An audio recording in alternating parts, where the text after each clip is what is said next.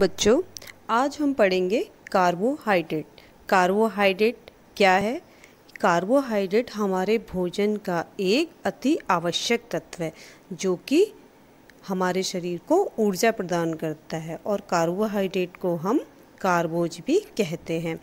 Carbohydrate मनुष्य के अतिरिक्त अन्य जो जीवित प्राणी हैं उनके लिए भी एक पोषक पदार्थ के रूप में अनिवार्य रूप से भोजन में ग्रहण किया जाता है। कार्बोहाइड्रेट जो है प्रकृति में मतलब नेचर में प्रकृति में स्वयं ही विद्यमान है।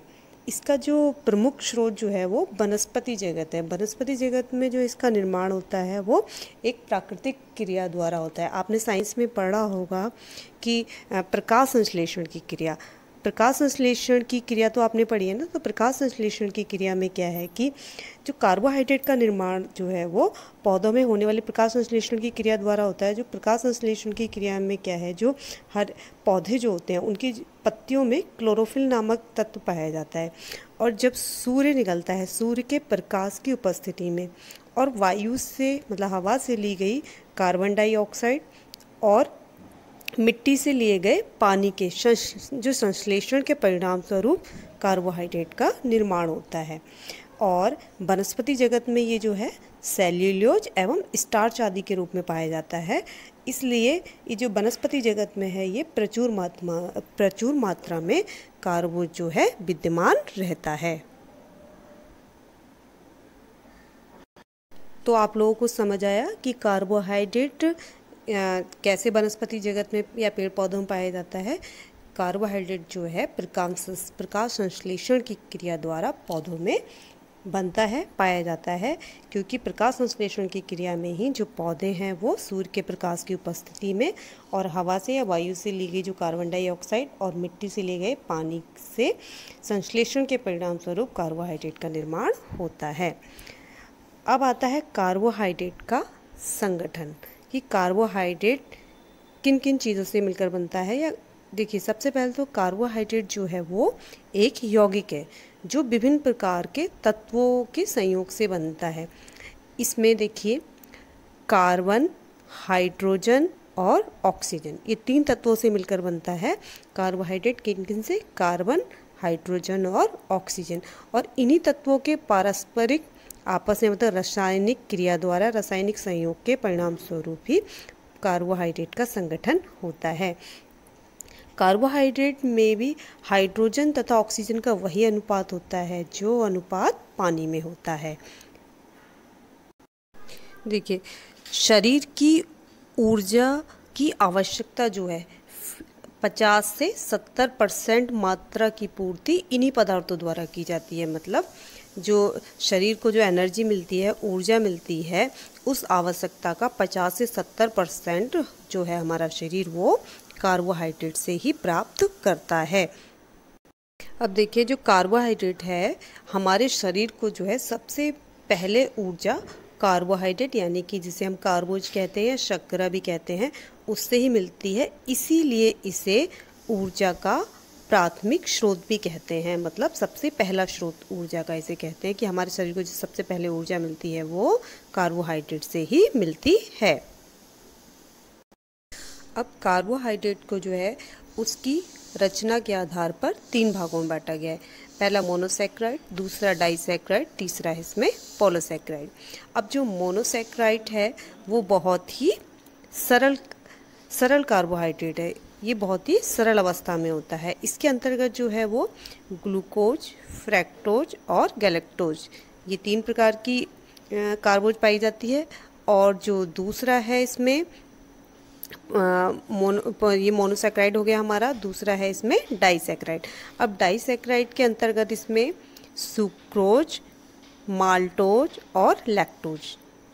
और तीसरा है हमारा पॉलीसैक्राइड। पॉलीसैक्राइड के अंतर्गत आता है इसमें स्टार्च, सेल्यूलोज और ग्लाइकोजन।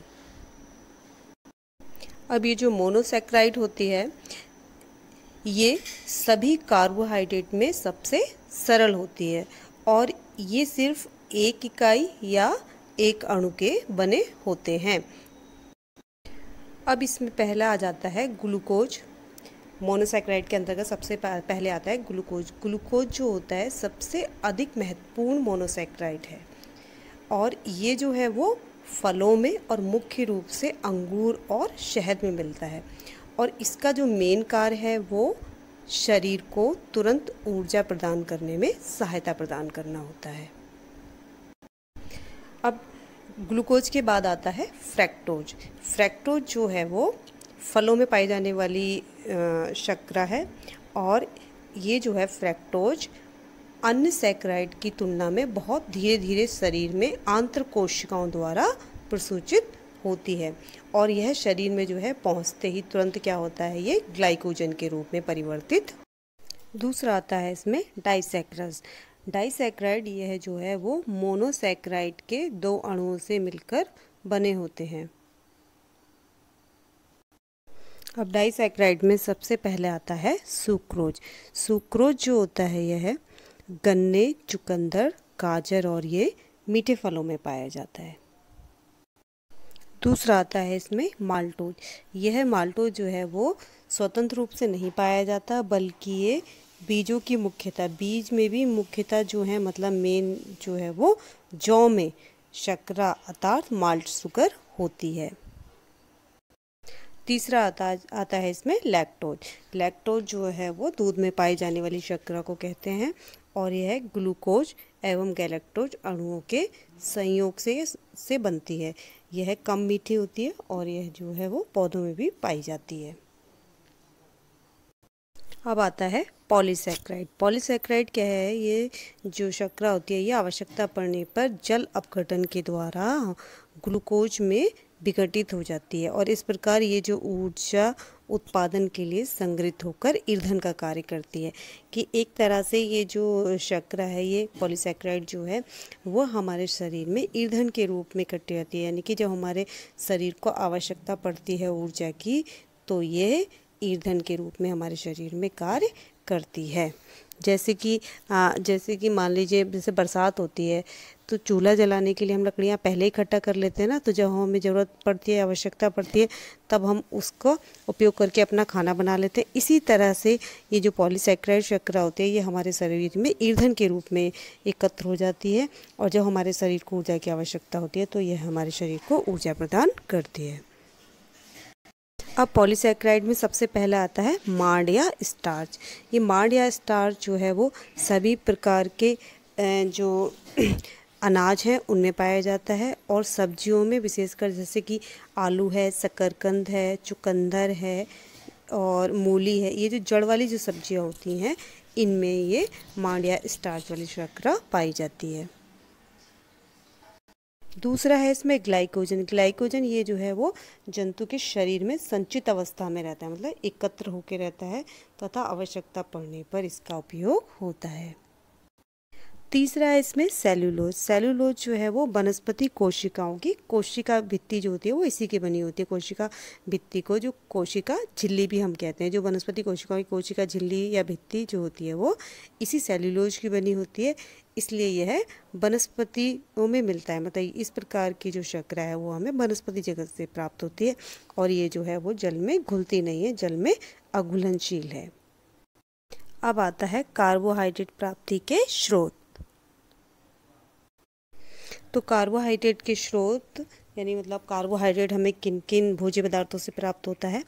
मेन स्रोत जो हैं इसके वो आलू और जड़दार सब्जियां हैं, जैसे मूली, गाजर, चुकंदर, शकरकंद, ये जो जड़ वाली सब्जियां होती हैं उनमें कार्बोहाइड्रेट प्राप्त होता है और फलों में केला और आम में सबसे ज़्यादा प्राप्त होता है और जो अनाज होता है उसमें चावल, गेहूँ, मक्का में सबसे अतिरिक्त पाया जाता है और जो मीठी चीज़ें होती हैं वो शर्करा मतलब चीनी, गुड़, शहद, गन्ना, चुकंदर, जैम आदि में पाया जाता है और रोटी और दूध में भी कार्बोहाइड्रेट अच्छी मात्रा में पाया जाता है।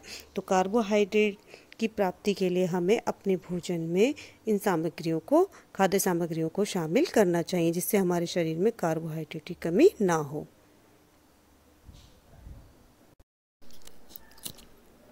कार्बोहाइड्रेट के कार्य। तो कार्बोहाइड्रेट के कार्य में सबसे पहला आता है शरीर को ऊर्जा प्रदान करना। जो कार्बोहाइड्रेट का मेन कार्य है वो है हमारे शरीर को ऊर्जा प्रदान करना, और जो ये कार्बोहाइड्रेट है वो हमारे शरीर को डायरेक्ट यानी प्रत्यक्ष रूप से ऊर्जा प्रदान करता है, क्योंकि ये ऊर्जा का उत्तम स्रोत है। और 1 ग्राम कार्बोहाइड्रेट में 4 कैलोरी ऊर्जा प्राप्त होती है। और ये जो कार्बोहाइड्रेट है वो हमारे शरीर में संग्रहित होकर, मतलब एकत्र होकर भी हमारे शरीर को ऊर्जा प्रदान करता है। दूसरा है इसमें प्रोटीन की बचत में सहायक। अब कार्बोहाइड्रेट प्रोटीन की बचत भी करता है, क्योंकि जब हमारा शरीर पर्याप्त मात्रा में कार्बोहाइड्रेट से ऊर्जा प्रदान नहीं कर पाता है तो हमारा शरीर जो है वो प्रोटीन से ऊर्जा लेना शुरू कर देता है। इस कारण जो हमारे शरीर में है वो प्रोटीन की कमी होना शुरू हो जाती है, क्योंकि प्रोटीन का जो मेन कार्य है वो शरीर की वृद्धि एवं विकास करना है। तो प्रोटीन अपना मेन कार्य ना करके जब हमारे शरीर में ऊर्जा जो है कार्बोहाइड्रेट से नहीं मिल पाती, तब उस समय जो है हमारा शरीर प्रोटीन से लेना शुरू कर देता है। तो इस तरह से अगर हमारे शरीर को कार्बोहाइड्रेट से भरपूर ऊर्जा मिलेगी जितनी हमारे शरीर को चाहिए, तो इस तरह से हम प्रोटीन की बचत में ये कार्बोहाइड्रेट सहायक होता है। तीसरा है कैल्शियम के शोषण में सहायक। अब हम जो मैंने आपको कार्बोहाइड्रेट के प्रकार समझाए थे उसमें लैक्टोज नामक शर्करा जो होती है वो शरीर में कुछ लाभदायक यानी जो हमारे शरीर के लिए फ़ायदेमंद है उन बैक्टीरिया की वृद्धि में सहायता करती है। इस कारण से जो है लैक्टोज शरीर में हमारे कैल्शियम के शोषण में सहायता प्रदान करता है, मतलब हमारे शरीर में कैल्शियम ऑब्जॉर्ब हो सके, हमारे शरीर में कैल्शियम सही मात्रा में पहुंच सके, इसके लिए जो है ये कार्बो जो है कैल्शियम के शोषण में सहायता प्रदान करता है। चौथा है इसमें वसा की बचत में सहायक। अब पर्याप्त मात्रा में जब हम कार्बोहाइड्रेट ग्रहण करते हैं तो कार्बोहाइड्रेट ग्रहण करने से शरीर में जो है वसा की बचत होती है, क्योंकि वसा का भी कार्य ऊर्जा प्रदान करना होता है। लेकिन अगर हमारा शरीर कार्बोहाइड्रेट से ऊर्जा प्राप्त कर लेगा तो वसा जो है वो अपने अन्य कार्य कर पाएगी। तो इसलिए जो कार्बोहाइड्रेट होता है वो वसा की बचत में भी सहायक होता है, और कार्बोहाइड्रेट वसा के जो अत्यधिक प्रज्वलन को रोकने में भी सहायक होता है, कि मतलब अधिक मात्रा में हमारे शरीर में जो वसा बर्न ना हो इसको रोकने में भी सहायता प्रदान करता है। अगला है इसमें मल विसर्जन में सहायक। अब जो कार्बोहाइड्रेट होता है वो हमारे शरीर में मल विसर्जन में भी सहायक होता है। मल विसर्जन जो हम सुबह सुबह फ्रेश होते हैं उसमें फ्रेश होने में हमें मदद करता है, क्योंकि जब हम कार्बोज युक्त पदार्थ ग्रहण करते हैं, कार्बोज युक्त भोजन ग्रहण करते हैं, तो इससे क्या है हमारी पाचन क्रिया है जो वो सुचारू रूप से बनी रहती है। और कार्बोहाइड्रेट भोजन जब हम लेते हैं तो हमारे शरीर में कब्ज की शिकायत नहीं होती है। यह हमारे शरीर में जो कार्बोज है वो सेल्यूलोज, हेमी सेल्यूलोज तथा पैक्टिनस नामक कार्बोहाइड्रेट जो हैं वो हमारे शरीर से व्यर्थ पदार्थों को मल के रूप में विसर्जन करने में जो है वो सहायता प्रदान करता है। जैसे अगर हम कार्बोज युक्त पदार्थ नहीं लेते हैं तो हमारे शरीर में जब कब्ज बनने लग जाता है तो इससे अन्य तरह के रोग भी होने लग जाते हैं, क्योंकि जिनको कब्ज की शिकायत रहती है तो धीरे धीरे उनके आमाशय में जो है वो घाव होना शुरू हो जाते हैं, और इससे आगे चल के पाइल्स नामक रोग भी हो जाता है। अब अगला है इसमें भोजन को स्वाद प्रदान करना। अब कार्बोहाइड्रेट का जो मेन कार्य है, जो एक मुख्य कार्य है, वो ये भी है कि भोजन को स्वाद प्रदान करना, क्योंकि कार्बोहाइड्रेट अधिकतर जो है वो स्टार्च युक्त और मीठे फलों में ज़्यादा पाया जाता है।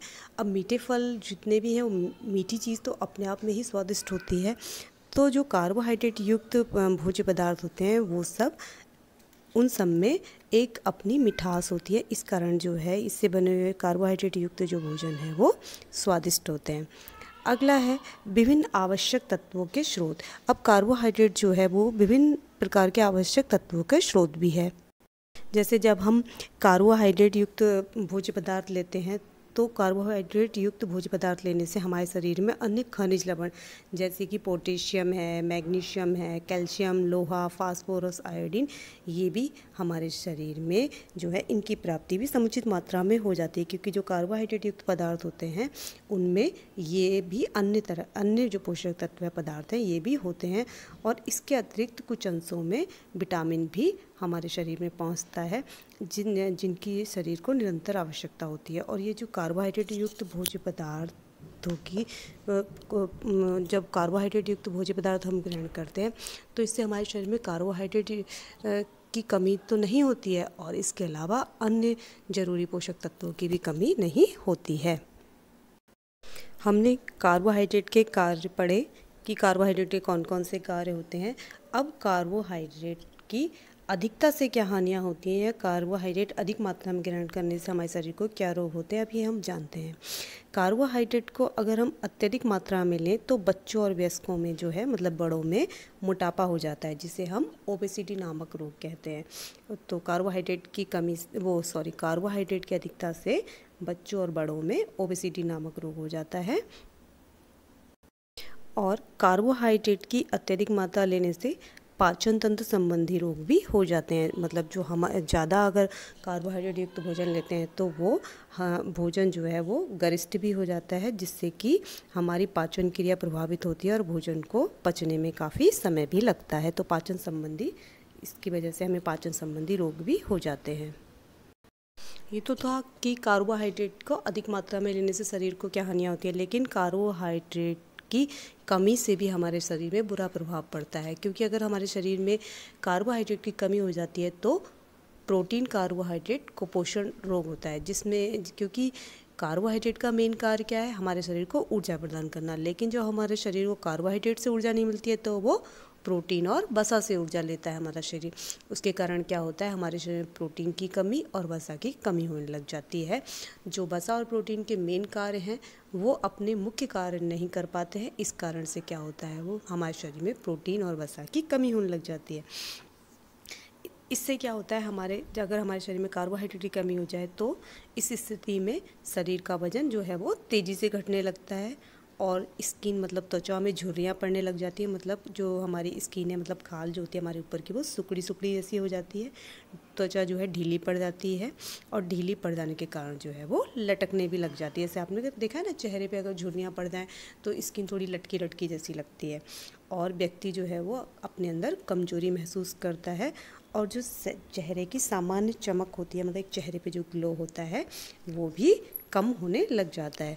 तो हमने पढ़ा कार्बोहाइड्रेट के प्रकार, कार्बोहाइड्रेट क्या होता है, क्या संगठन है उसका, कार्बोहाइड्रेट के कार्य, कार्बोहाइड्रेट के प्रकार और कार्बोहाइड्रेट की कमी और अधिकता से क्या क्या हानियाँ होती हैं।